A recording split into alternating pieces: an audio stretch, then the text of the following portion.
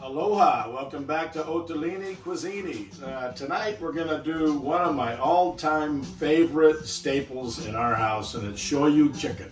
Shoyu means soy. It used to be a brand, I think, many years ago in Hawaii, but became known as Shoyu Chicken as the real Hawaiian staple. And it can be made with a lot of different things. It doesn't have to be exact. It's kind of the concept of chicken boiled or simmered in soy sauce with whatever else you have in the refrigerator. But there's a couple of things that I think should be in it, and it's the way that we do it. And I learned this from a group of Hawaiian ladies that watched me completely ruin teriyaki chicken one time, where I was cooking for 1,000 outrigger canoeists that had just got back from Catalina. I had soaked the chicken in soy sauce overnight, thinking that's going to be a great marinade. And I pulled them out of these big buckets and I put them on the barbecue, and the barbecue completely flamed up from the soy sauce, and they got so crispy on the outside it took us forever to try to stop the flame and get them cooked. And these Hawaiian ladies pulled me off to the side and said, "Were you trying to make shoyu chicken?" I said, "Well, you know, teriyaki chicken." "No, shoyu chicken. Let me show you how." And this is what they showed me. So, the basic ingredients, of course, one of the main ingredients is the soy. The concept is you're going to get enough sauce in here to ultimately just cover your chicken.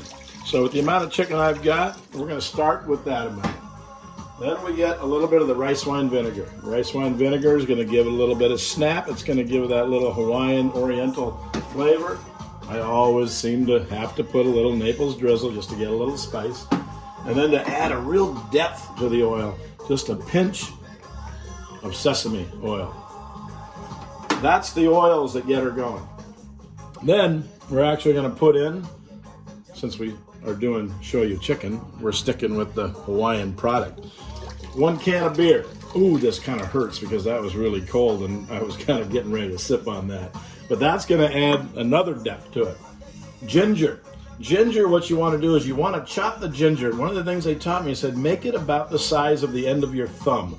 Because what happens then, if the chicken breaks up a tiny bit, it's usually going to be bigger than the ginger, so you're not going to bite into a hunk of ginger. So I've always cut it just about the same way, because that's what they told me to do.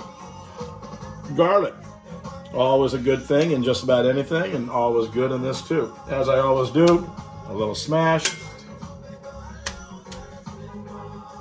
I've already smashed these guys here. Garlic. I'm going to turn this thing on, and we're going to have to get this thing into making it the bubbling crude. Then, onions. Onions in a simmer will just add unbelievable amounts of flavor, and it's really, actually difficult to cook without onions. And even though we did put a little bit of the hot chili oil on it, why wouldn't you take a couple of Thai chilies and throw them in there just to add to that sauce? You know, you'll notice you want to be careful with putting too many chilies in anything that's a real wet sauce like this, because it goes throughout the entire dish, in liquid it's even spicier. But because we're going to have so much sauce in here with that beer and with that soy and with all that chicken, it's probably going to add just the right amount of spice to it. Now, while that's getting ready to boil, before we put our chicken in it, we're going to do famous sticky rice. Now, sticky rice is just a word to some people.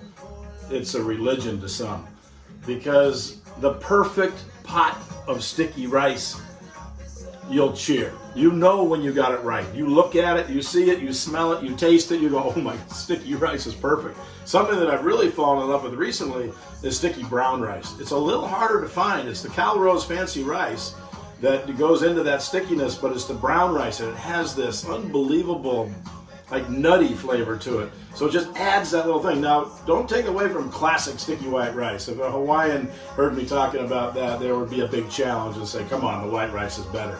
But sometimes it's fun to add a little bit of that nuttiness. So another thing that I learned from the Hawaiian ladies is on measurements.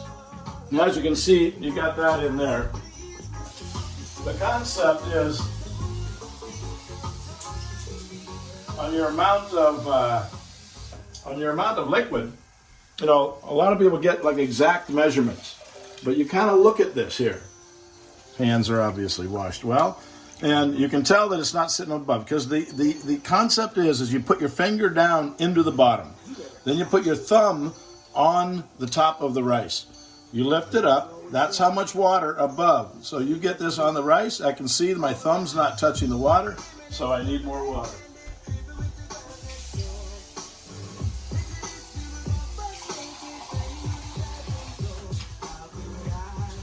So I'm going to go about this much.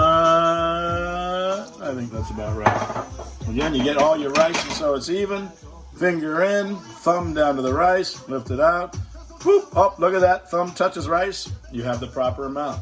You put that on. We're going to heat that up to a boil. Put it on simmer.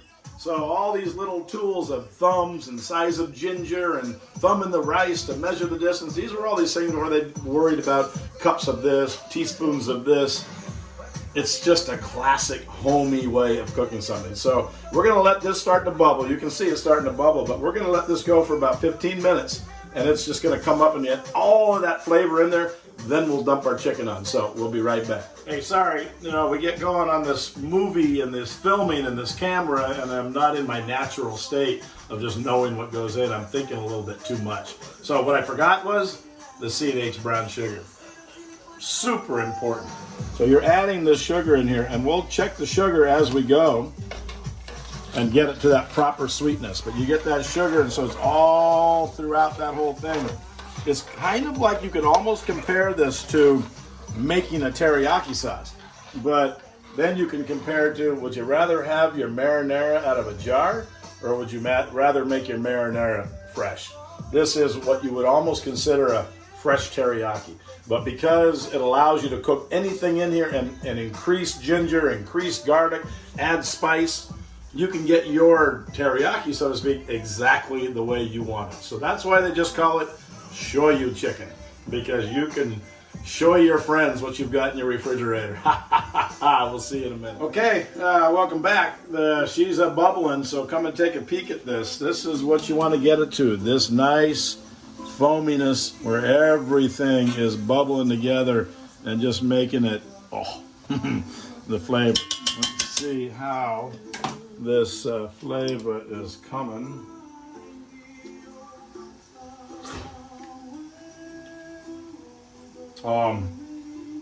Yeah, I've got the sesame, I've got that sugar, I've got that ginger, I've got that garlic. A tiny bit of citrus in this would be sweet. And I happen to have bought a pineapple today. So we're just going to slice off one side of this guy. And we're just going to do some strips. And then, like everything else in there, about the same size, thumb size. Oh. Okay. Beautiful. That'll add a little bit of Hawaiian citrus to it. And then we're going to take our chicken. Legs and thighs. Usually, I just do thighs.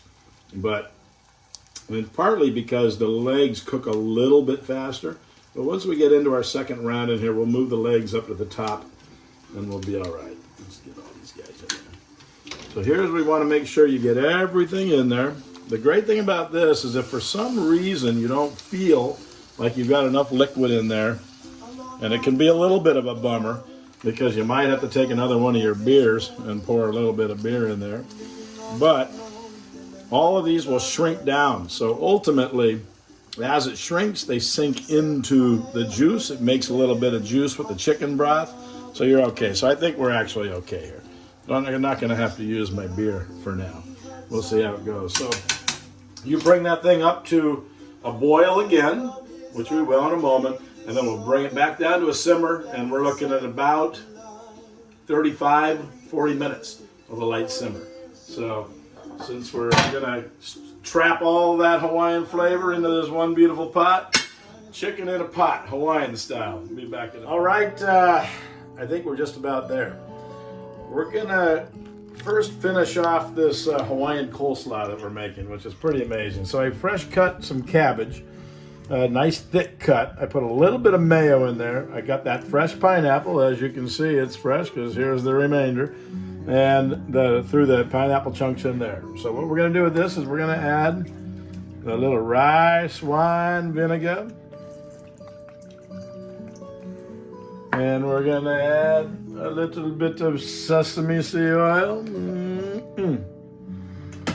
For good measure, a little bit of fresh cilantro. And we're gonna mix that baby up.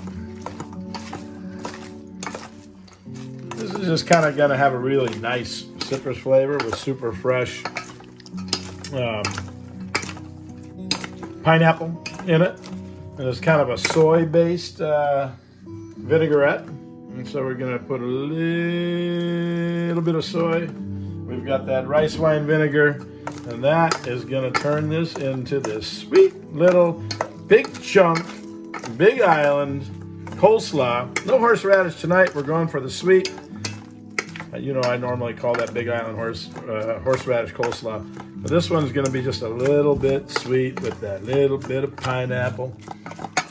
That'll be nice.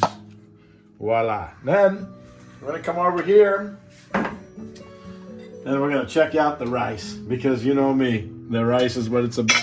This is the sticky brown rice, and we're gonna see if we got it.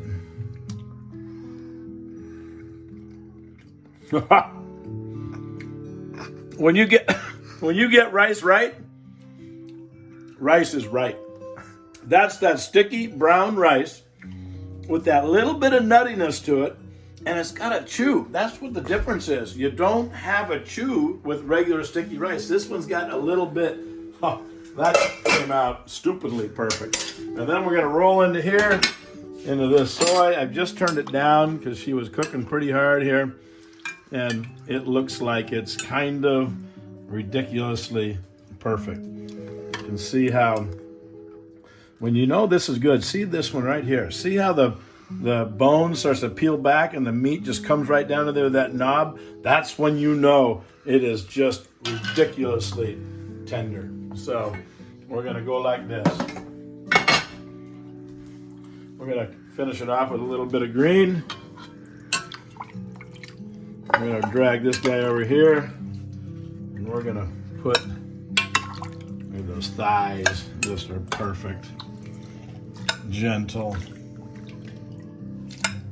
Oh my God, we got ourselves Shoyu chicken,